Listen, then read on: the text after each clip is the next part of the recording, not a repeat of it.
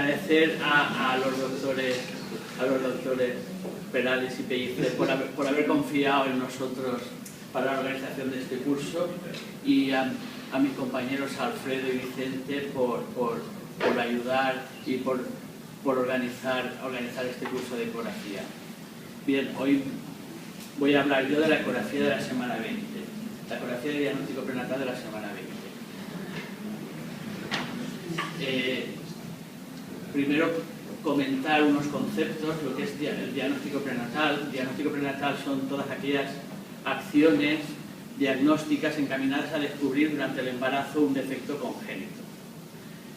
Y la OMS define como defecto congénito toda anomalía del desarrollo morfológico, estructural, funcional o molecular presente al nacer, externa o interna, familiar o esporádica, hereditaria o no, única o múltiple. Sabemos que alrededor del 3 al 6% de todos los fetos va a presentar alguna clase de defecto congénito. Y estos defectos congénitos los vamos a distribuir, son de tres tipos. Tenemos las anomalías cromosómicas, que corresponden al 12% de todos los defectos congénitos, y estas las vamos a diagnosticar con técnicas invasivas, con la biopsia y con la amniocentesis. Y actualmente tenemos el cribado del primer trimestre y las nuevas analíticas de sangre materna para descartar la trisomía 21, trisomía 13 y trisomía 18.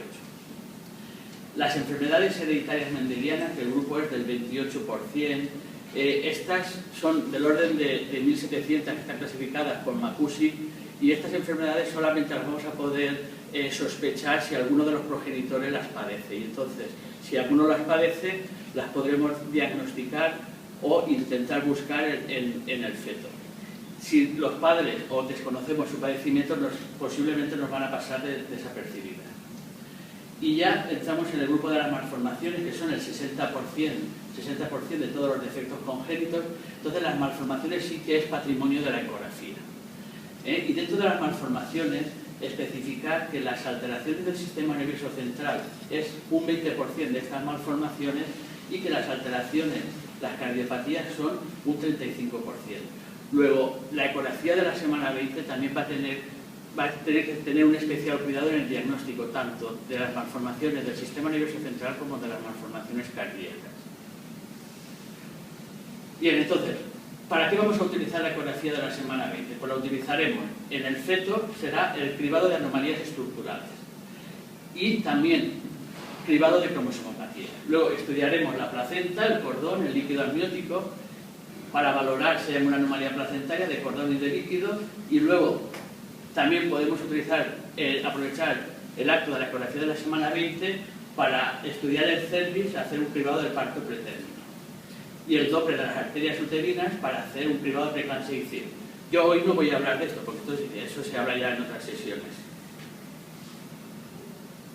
Bien, entonces, según el estudio de Eurocat de 2005, la tasa de detección de malformaciones con la ecografía es bastante alta.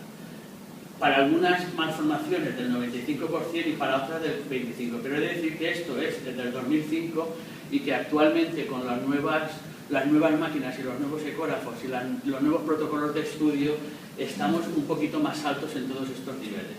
Entonces, ¿por qué? Tenemos que también tener claro que las causas de mortalidad neonatal, un 23% es debido a las malformaciones congénitas.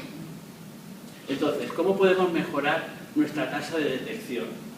Pues lógicamente mejorando los equipamientos, mejorando los ecógrafos. Bueno, si no lo sabes, os lo digo, nos han traído un ecógrafo nuevo, un ecógrafo de última generación. Pues poquito a poquito, mejorando nuestros ecógrafos y mejorando nuestro entrenamiento, pues mejoraremos también la tasa de detección. El tiempo aquí siempre hemos tenido muchas dudas. Lo que he de decir que debemos de emplear el tiempo necesario para cada exploración. Las sociedades científicas estiman en 15-25 minutos, pero unas veces es menos tiempo y otras veces es más. Luego, una cuestión importante para el explorador es tener un protocolo exploratorio. Yo, en la charla de hoy, voy a intentar explicar mi protocolo exploratorio y el protocolo que yo he aprendido de lo que he estudiado en los protocolos que se han publicado en las sociedades científicas. Y yo creo que es el protocolo que se debe de seguir, porque al final todas las sociedades coinciden en que es la mejor forma de hacer una exploración de la semana 20. Por supuesto, tenemos que tener unas auditorías para valorar cómo actuamos cada uno. Trampantojo. ¿Qué es un trampantojo? Una trampa para el ojo. Está claro. Bueno, pues cuando valoramos imágenes, pues lo que quiero es que nosotros vamos a valorar un feto dentro de una madre, que es una cosa tridimensional, y lo vamos a ver en una cosa bidimensional. Luego, según las proyecciones que utilicemos, podemos tener trampas para el ojo. En Roma, el Palacio de Spezia, del cardenal Spezia, Borromini hizo este corredor. Este corredor tiene 7 metros, pero la impresión óptica es de 37. Esto es un trampantojo de los primeros que se hicieron.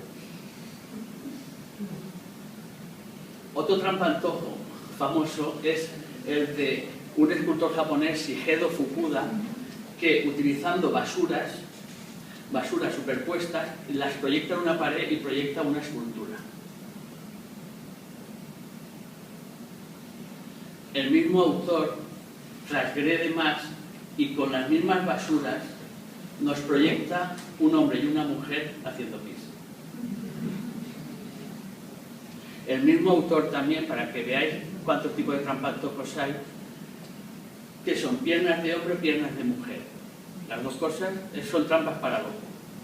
Y ya, para finalizar, los autores más modernos también nos hacen trampantojos en el suelo, que nos pueden pintar trampas para el ojo. Bueno, esto es más que nada para que sepamos que cuando estamos hablando de imágenes y de diagnóstico por imágenes y de interpretación de imágenes, decir que la ecografía no es un arte. La ecografía es una técnica y hay que utilizar muchos conocimientos para aplicar esa técnica. Y se debe de seguir una sistemática en la exploración. Entonces, vamos a ver qué técnica tenemos que utilizar. Las sociedades científicas, sobre todo la ISUOG y la SEGO, nos dicen y nos explican cómo tenemos que hacer la exploración de la ecografía de la semana 20. Yo les voy a trasladar a todos vosotros lo que yo he aprendido. Entonces, vamos a empezar por el estudio del sistema nervioso central. Entonces, la sistemática que utilizaremos es, yo os digo lo que yo hago.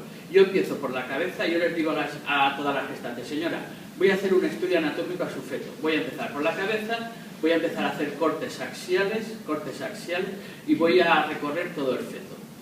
Una nota aquí. Quiero que veamos que posiblemente la exploración ecográfica de la semana 20 que nosotros hacemos a todos los fetos sea la primera y posiblemente la única exploración que se le va a hacer completa a ese cuerpo a lo largo de toda su vida. Porque ya a lo largo de toda su vida, en muy pocas ocasiones, se les va a poder hacer una exploración tan completa desde la cabeza hasta los pies, viendo todos los órganos por dentro, todos los órganos por fuera, a una persona que se ponga malito, pues si se pone malito irá directamente al grano, si es de tórax, si es de abdomen, si es de cabeza. Pero exploración completa, como nosotros hacemos en la semana 20, posiblemente nunca más se vuelva a hacer a esa persona. Por eso tenemos que tener especial cuidado en hacerla lo mejor que sepamos. Bueno, empezando por la cabeza, la exploración básica del cerebro, aquí vemos, es tres cortes axiales. Un corte transventricular, transtalámico y transcerebeloso. Y nada más. Entonces, vamos a analizar los cortes, el primer corte transventricular, que es a nivel de los ventrículos, donde veremos la calota, también veremos el septum, con las 3 meninges, los hemisferios cerebrales, los plexos coroideos, veremos el atrio del asta occipital del ventrículo lateral, donde está el glóbulo del plexo coroideo. También veremos las astas anteriores de los ventrículos laterales y el cabum del septum pelúcido. El siguiente corte, que es el corte transtalámico, donde veremos los pedúnculos cerebrales del tálamo, el tercer ventrículo entre las meninges. Normalmente el tercer ventrículo no se ve, pero si se viera sería una patología, está ahí, entre las meninges, entre los tálamos. El lóbulo de la ínsula dentro de la fisura de Silvio, que es esta zona. También el cabum del septum pellucidum, los cuernos frontales de los ventrículos y la zona del hipocampo, que está al ladito de los pedúnculos cerebrales del tálamo. Y siguiendo ya con el siguiente corte, que ya tenemos que hacerlo un poquito inclinado, vemos el cuerpo calloso, lado del cerebro, las fisuras de Silvio, los hemisferios del cerebelo, los dos hemisferios del cerebelo, el vértice del cerebelo que está un poquito por debajo del plano de los hemisferios, pero ahí lo podemos ver, la zona de la cisterna magna y también el cabum del septum. Como vemos, el cabum del septum está aquí y se ve en estos dos planos. Muy bien, este plano transcerebral es el que tenemos que tener más claro porque es el plano de cribado. Viendo este plano, tanto en la semana 20, en la semana 16, en la semana 18, como en la semana 24, en la semana 30, siempre que veamos este plano y lo veamos así normal, prácticamente vamos a descartar toda la patología del sistema nervioso central. Hay una o dos patologías que no se descarta con este plano, pero son raras y siempre tienen signos asociados, con lo cual, si nosotros nos acostumbramos a ver este plano, prácticamente vamos a dar un estudio del sistema nervioso central por aceptado.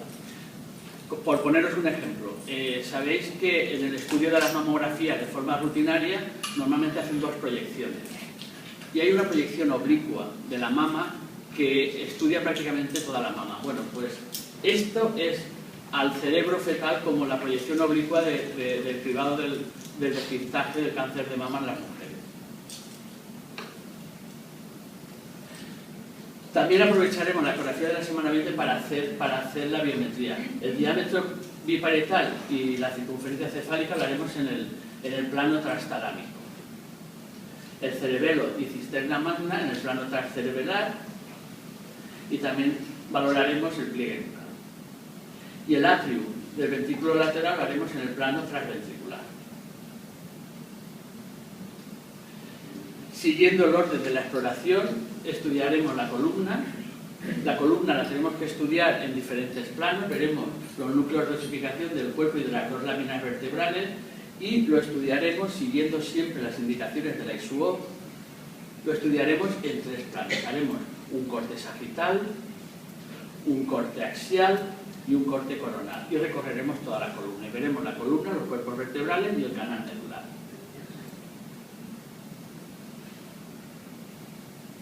Pasaremos a estudiar la cara. La cara también tenemos que hacer varios planos. Los cortes que haremos en la cara son los mismos que siguiendo la estructura del cerebro. Entonces, aquí, perdón.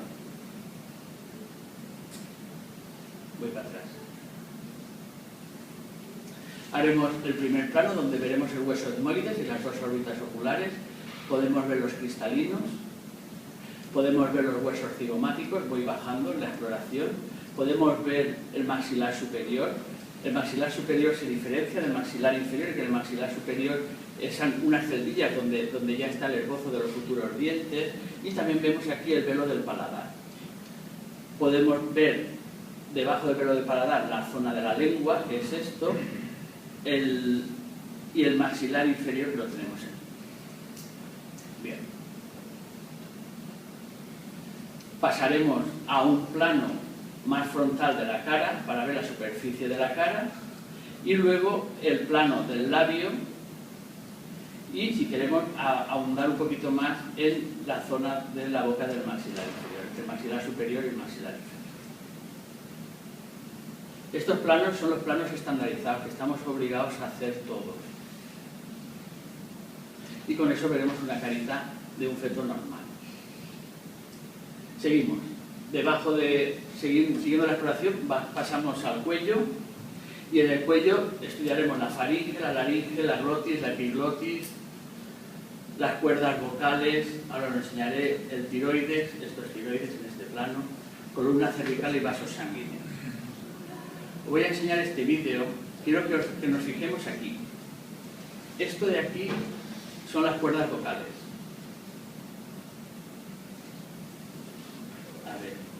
Ahora. A ver si va.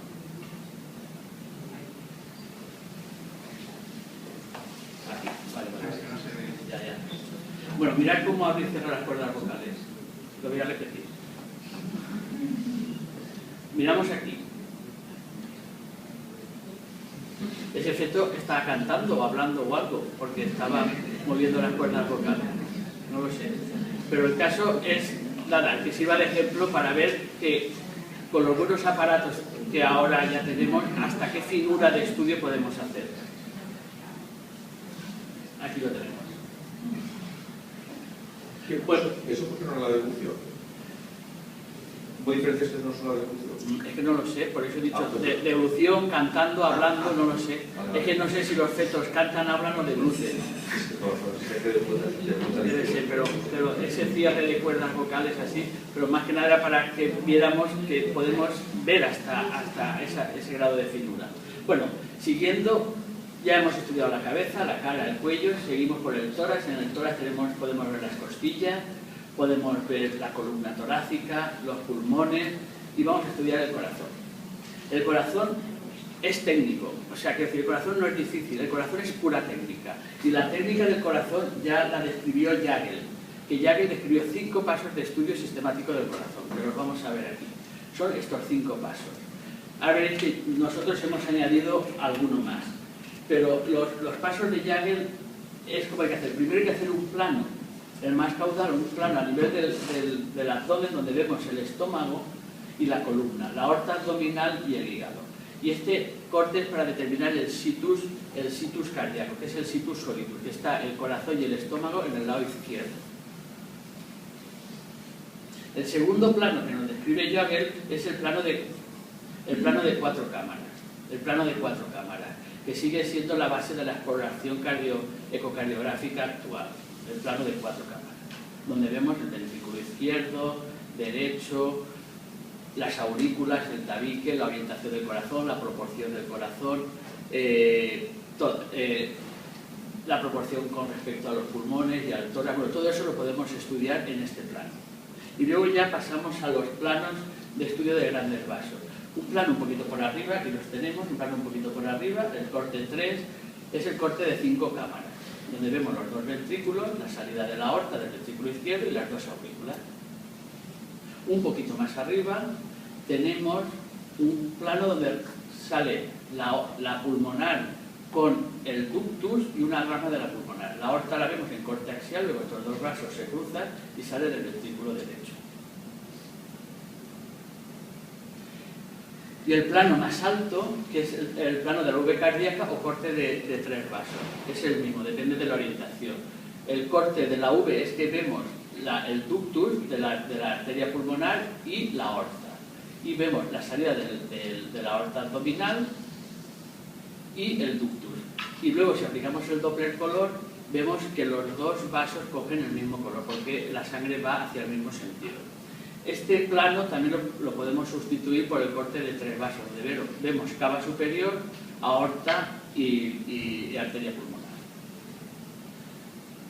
También nosotros estamos añadiendo un 6º paso, que es en un corte sagital, donde vemos el corte del arco aórtico, que el arco aórtico hay que ver que tiene el origen en el ventrículo izquierdo, que es más posterior, es un ángulo cerrado con respecto al ductus o al arco ductal, tiene el origen de los troncos brachiocefálicos y está en la posición alta del tórax. En comparación con el arco ductal o el arco que sale del ventrículo derecho, que el ventrículo derecho es el ventrículo anterior, es el más anterior, que está pegado a la pared costal, que es un arco más abierto, que es el ductus, y que está en una posición más bajita del tórax.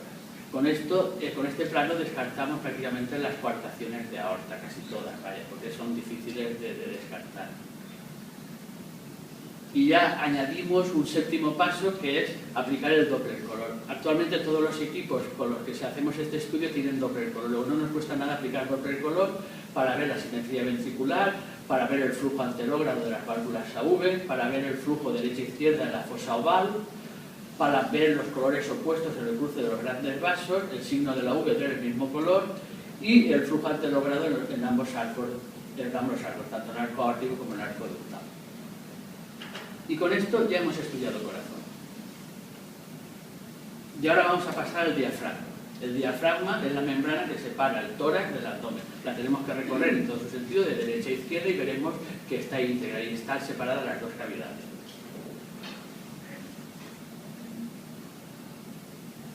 El abdomen estudiaremos el estómago, la vena umbilical, la zona del hígado, la vesícula biliar, y también utilizaremos este plano para medir el perímetro abdominal.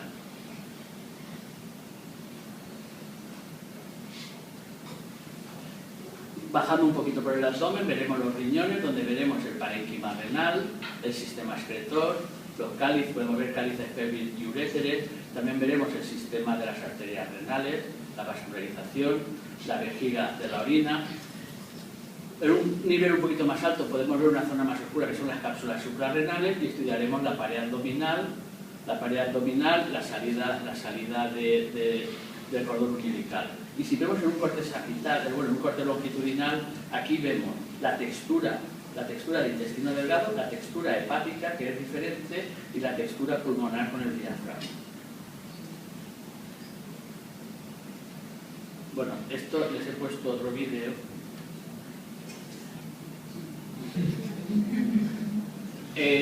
Yo realmente no sé si es que este feto lo hemos pillado haciendo pis o haciendo otra cosa, porque después de hacer pis la vejiga no se vacía. Lo voy a repetir.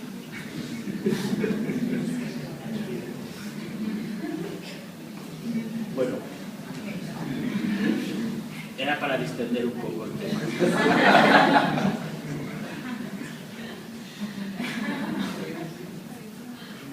Lo vimos ayer, es actual. Bien, ya seguimos estudiando el aparato genital. El aparato genital, lógicamente, se ve claramente si es mujer o si es hombre. Da mucha tristeza al explorador, al ecografista que está haciendo ecografías de semana 20 una y otra y se pone todo el interés del mundo de que viene la familia, la madre, la suegra, todos. ¿Qué es? Queremos saber lo que es. Entonces ellos reducen la exploración a que les digamos lo que es. Bueno, pues el que se dedica a la ecografía, como yo que llevo muchos años, ya lo tengo asumido. Que esperan pues simplemente que les digamos lo que es. Pues yo lo que hago, les digo de entrada lo que es, ya se quedan todos tranquilos y me dejan seguir haciendo el estudio anatómico y así ya luego me empleo todo el tiempo que necesito en ese estudio. Bien, seguimos porque vemos las extremidades superiores, podemos ver el omóplato, húmero, cúbito, radio, los metacarpionos, falanges, y de aquí veremos la medida, si es necesario, del miembro superior, el aspecto que tienen los huesos y el miembro y la posición.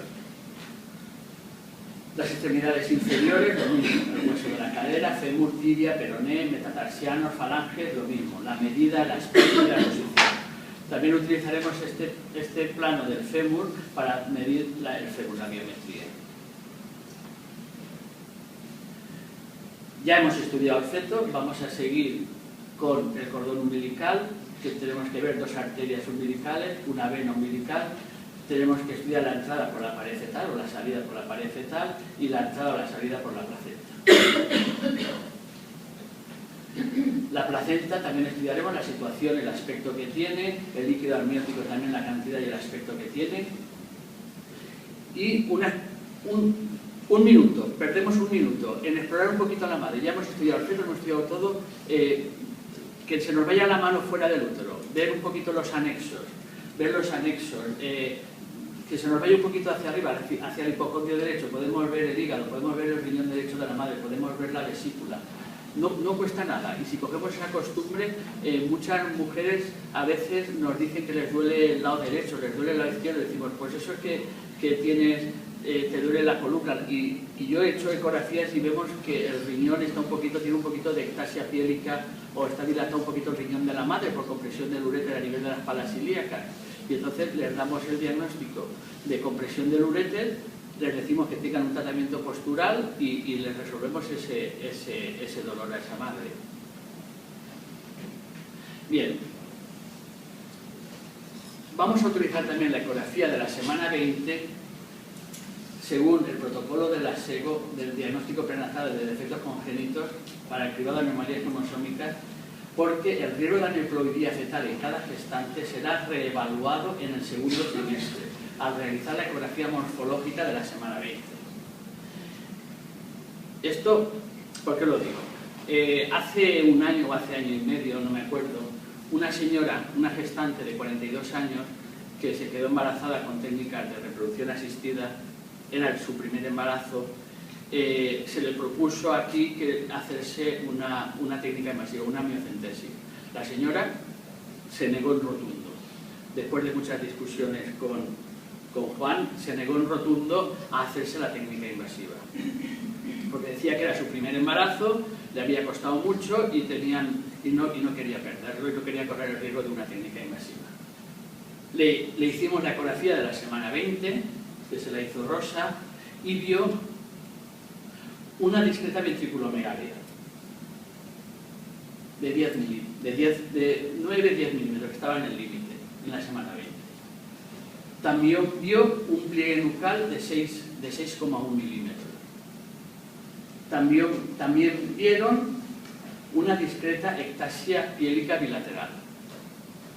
El estudio cardíaco era normal. A esta señora, después de estos hallazgos ecográficos, como no tenía ningún otro estudio, se le aconsejó hacerse una amniocentesis.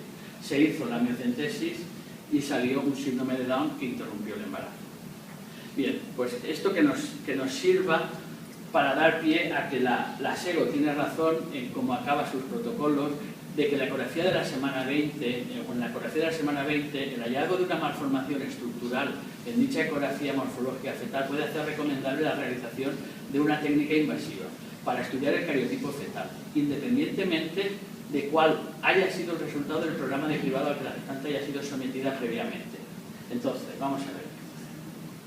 El hallazgo aislado de los marcadores ecográficos como simpatía son la ectasia piélica, el foco hiperecogénico, el fémur corto, la hiperrefringencia intestinal, el edema nucal y el defecto mayor. Aquí tenemos la Light-to ratio para cada hallazgo de esto. Entonces, en una gestante sometida previamente a un programa de cribado sólido y fiable, como podemos hacer en este centro, no constituye indicación de estudio citogenético, sino que se recomienda tener en cuenta el riesgo estimado previamente en el primer trimestre y recalcular ese riesgo a tenor de la likelihood ratio de cada uno de estos marcadores. Entonces, ¿cómo lo tenemos que hacer? Método fácil. La ectasia piélica y el foco hiperecogénico y tacareco no modifican el riesgo previo de trisomía 21, porque es 1.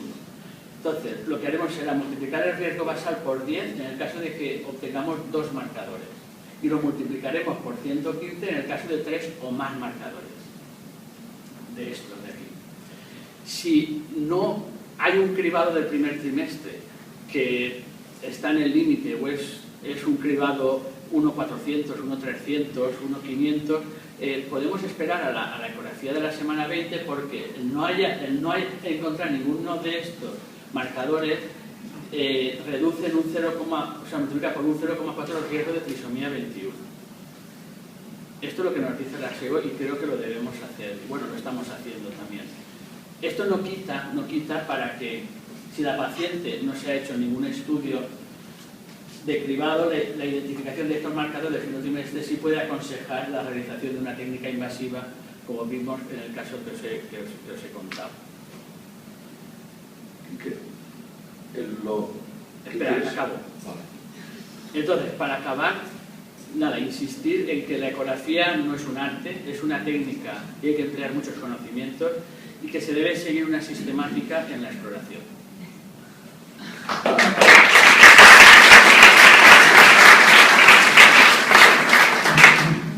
Quizás esté equivocado. Vamos a hablar de ratios concretamente que tienes positivas y negativas. Cuando tienes varios marcadores, no multiplicas por las que son positivas y utilizas multiplicaciones y divisiones por las positivas y negativas. Es decir, no. Hay un sistema que es el corto, sí, pero... el sistema de 10 por 2 marcadores, sí, un sistema eso por casa. Pero digo, si tienes la tabla, multiplicas por unos y 10 por los otros cuando tienes que hacer... No, pero es que eso es muy complicado. Ramiro nos lo simplificó siguiendo estas... Estos son párrafos tal cual del protocolo. Y lo más fácil es lo que 2, 10... Exactamente. Es lo más fácil, lo más sencillo y lo que todos creo que debemos memorizar, porque hacer una fórmula con la likelihood ratio positiva y negativa de cada marcador es tan complicado y tan farragoso que llegamos a la conclusión, tal como nos dice la SEGO, de que, pues eso,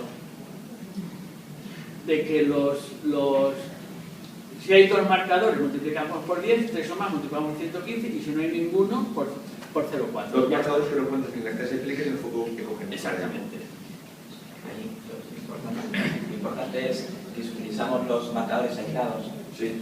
de cualquiera sea positivo, por ejemplo la tasa empírica, tenemos que haber visto nosotros, que sean negativos. Porque la fórmula contempla... Ya, es que eso es el resumen de todo, de las fórmulas de multiplicar y dividir por nosotros diferentes. Ese es el punto. Exacto. Pues eso.